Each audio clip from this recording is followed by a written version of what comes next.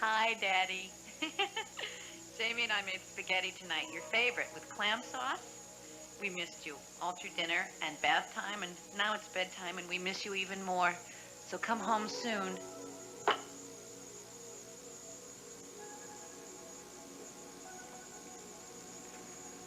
I shouldn't have done that. I knew better. I could have waited till tomorrow. No. Yes. Yeah. Oh, yeah. Yes, I want tonight to be about you and me. Just you and me. I don't care. Call it avoidance, call it denial. But for the next 12 hours, I want the world to go away.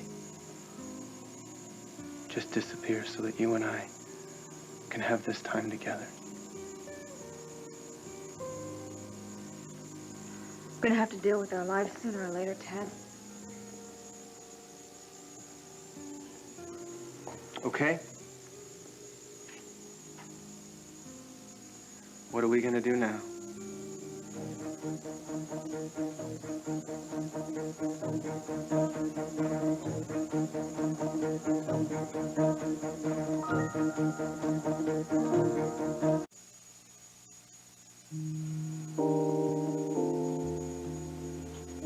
You're asking me? Do I look like a woman with a plan? You look like a dream come true. Look, Ted, let's just say what we mean, all right? No beating around the bush. Just tell me what's going on. Just say whatever we feel from now on. Yes. Tell me what you feel. You first, the truth, no editing. Piece of cake. I want to set the clock back 20 minutes. I want to breeze through the front door, bypass reality, grab you, and jump right into bed. That's what you're thinking. That's not what you're feeling. I feel like a man who's betraying his family. Guilty. And a man who doesn't want to stop.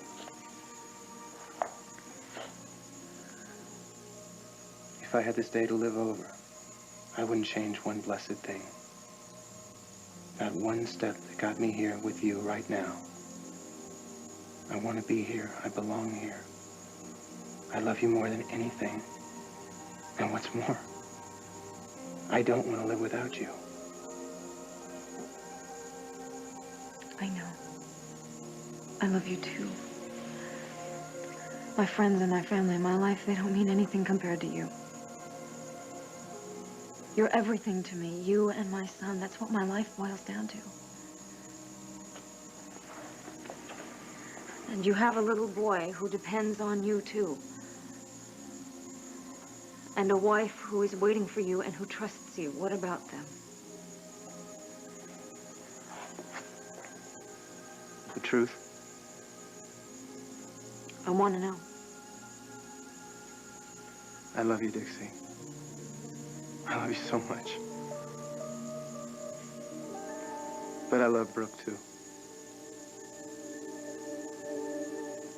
You, Brooke. I wouldn't marry a woman I didn't love. You love us both. Dixie, I'm sorry. I don't want to hurt you. It's okay. It's all right. I want to know.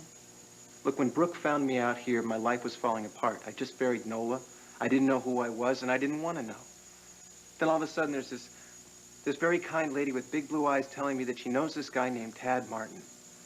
And despite all the evidence to the contrary, he's actually an all right kind of guy. And that's when you fell in love with her? No. No, it didn't happen like that. There wasn't any magic moment or a clap of thunder. It was easier. I just started remembering all the things that we'd been through together.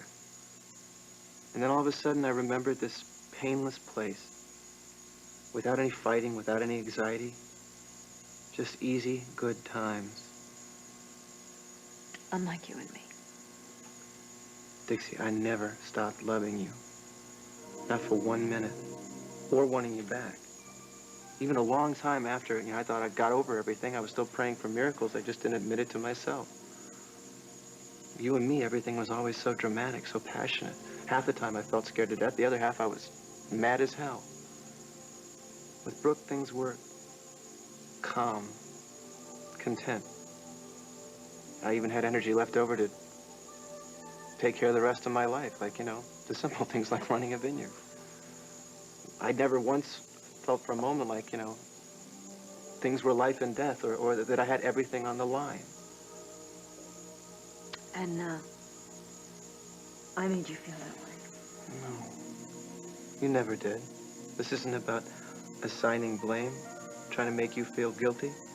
What happened between us was just what happened, the cards we got dealt, I mean, come on, a guy comes back from the dead to find the love of his life married to another guy. What's he gonna do? Rail at fate for the rest of his life, or get on with it? I married Brooke because I needed to. She offered me everything I ever said that I wanted. Including your son. Especially my son. But it was more than that, wasn't it? I mean, really? You can tell me. Yeah. It was Brooke also. She's wonderful, I know. She's generous, she's kind, smart, funny. Sexy? Sure.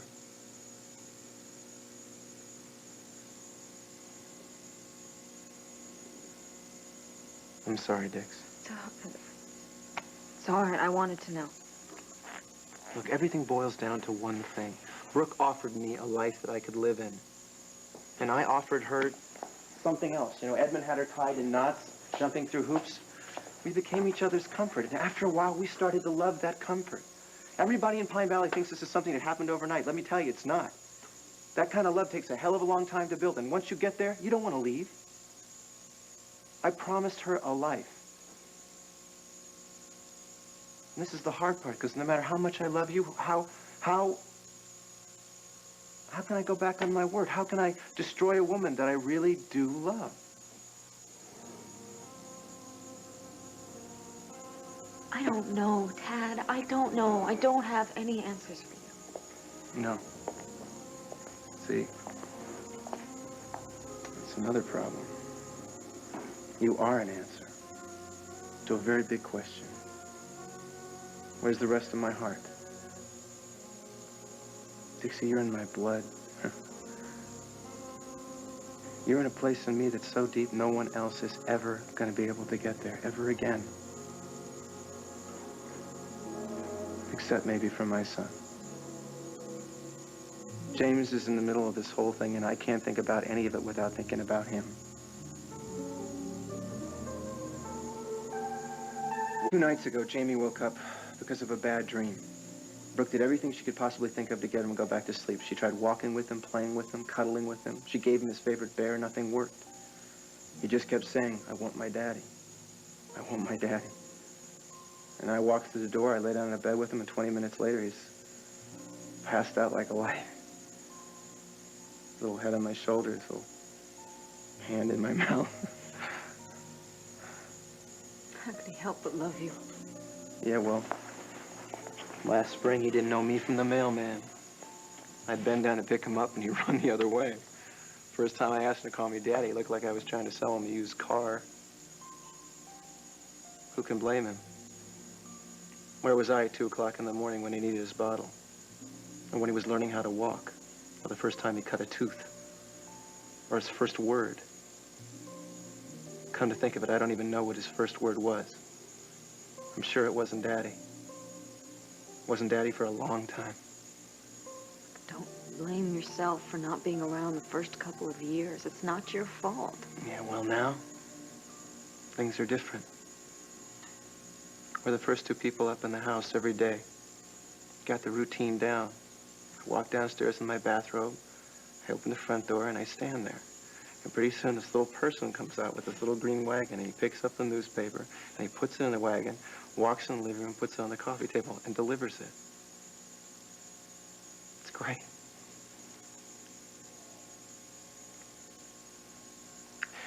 And it's not me.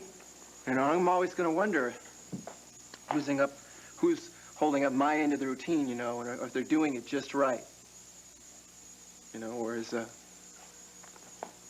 will Jamie ever remember that once upon a time it was a daddy thing to do? You're afraid of losing your son. I understand. Jamie's favorite color is red. He likes he likes basketball shoes with the little lights in the soles, you know, and Halloween this year he wants to be a policeman, of course, unless he opts for being a penguin at the last possible moment. He doesn't like snow pants or fish or raisins and oatmeal. And this year for Christmas he wants a little scooter with a purple horn and a bat on the seat. How the hell am I going to fit all of that in a weekday afternoon or every other weekend? Jamie and I got plans together. You know, most of them are secret. But they're important. They're more than that, they're sacred. Because they're things that I promised my son.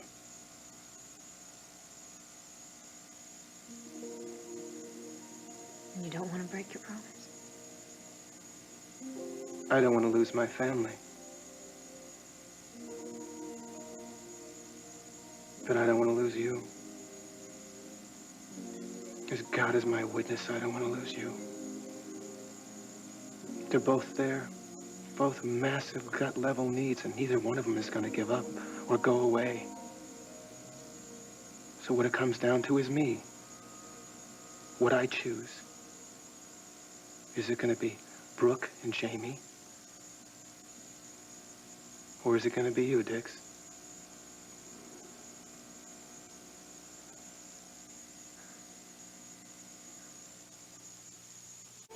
No higher power is going to descend from heaven and make this call for me. It's my choice.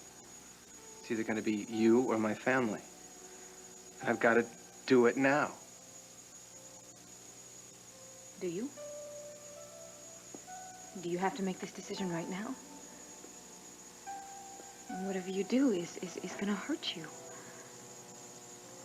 It's going to hurt a lot. It's not just me or Brooke, but you. I mean, I can tell this is tearing you up inside. We can't very well ask you to sit patiently on the sidelines while I decide what... I can't ask you to tear your life apart. How can I do that? I couldn't do that. It's obvious that you love Brooke and your child and your home. I can't ask you to go back and tell them, well, thank you very much. It's been fun, but I've got new priorities now. Why not? It's exactly what I asked you to do. I walked back into your life and demanded that you cut Brian loose with one quick slash. I can't believe I was ever such a fool. You didn't know. All right, you didn't know what it was like to break up a home when you love the people that live there. Especially when one of them's your son. You may not believe this, Ted, but I've been where you are now. All right? I know what it's like when you think that your life is all going great and all right. You feel finally like a normal person in a sane world. And you're ready to breathe this beautiful big sigh of relief. And suddenly it hits you that your life is serene and your child is happy, but your soul is in some other place. And you're just supposed to drop everything and just go chase after it? I mean, that's difficult. That's scary. How can you do that? I can't ask you to do that, can I? What are you saying? I'm saying that I thought that you stopped loving me. And now I know that you still do. I don't want to push for anything more. How does that translate into terms of action? Look, Brian was devastated when I broke up our marriage, and Junior was hurt and confused, and they're not even real father and son. I'm not going to ask you to do that to Brooke and Jamie. Are you saying that you're making the choice for me? That you want me to stay with Brooke?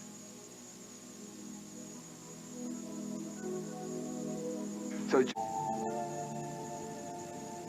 I'm not telling you what to do. I'm just saying that if you want me, I will be here. even if I'm still with Brooke, how could you live like that? No, I will do anything. As long as you still love me. Dixie, how could you settle for something that I'm was not settling. I swear to you, I'm not settling. Settling is when you give up. It's when you resign yourself to losing the one thing that you want more than anything in the world, and I am not settling, I promise you that. You are the love of my life, and you are back in my life. What if I can't give you the kind of life that you deserve? Do you know what you can do for me? Do you know what you love me? That's what you do. That's all I need.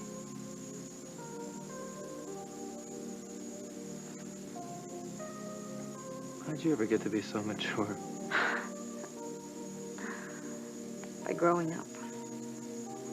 It was a terrible, miserable, awful thing to do. And it took a lot of work.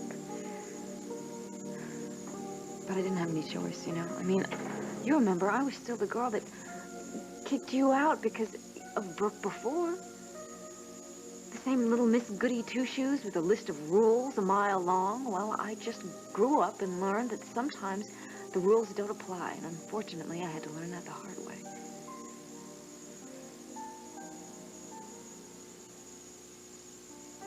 How long can you wait? As long as it takes. And if it takes too long? Look, Dad, you have a terribly difficult decision to make, all right? And a decision that's going to cause you a lot of pain. I don't want you to have to make that decision until you're completely, 100% ready for it. And if you decide to leave Brooke, it cannot be because I forced you.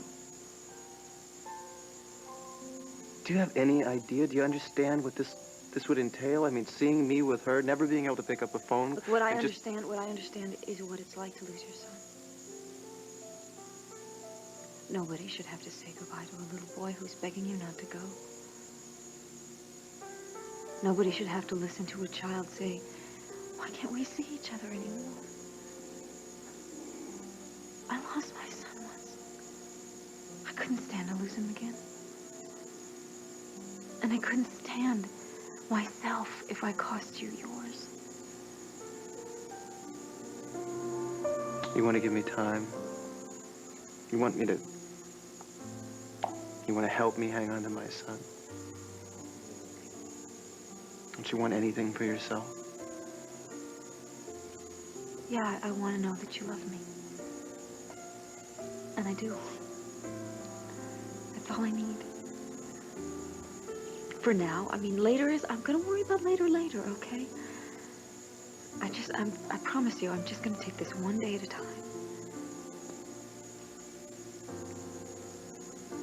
No.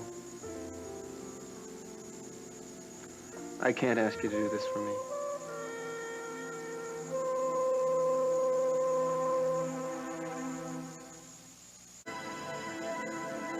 This is not a sacrifice. Look, I thought I'd lost you forever, and now at least I know that I have a chance.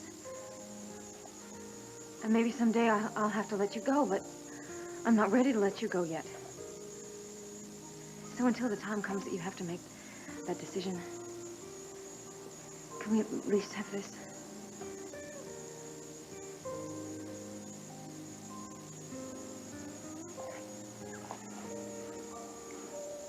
I didn't know it was possible for me to love you any more than I did. Tonight you showed me I was wrong.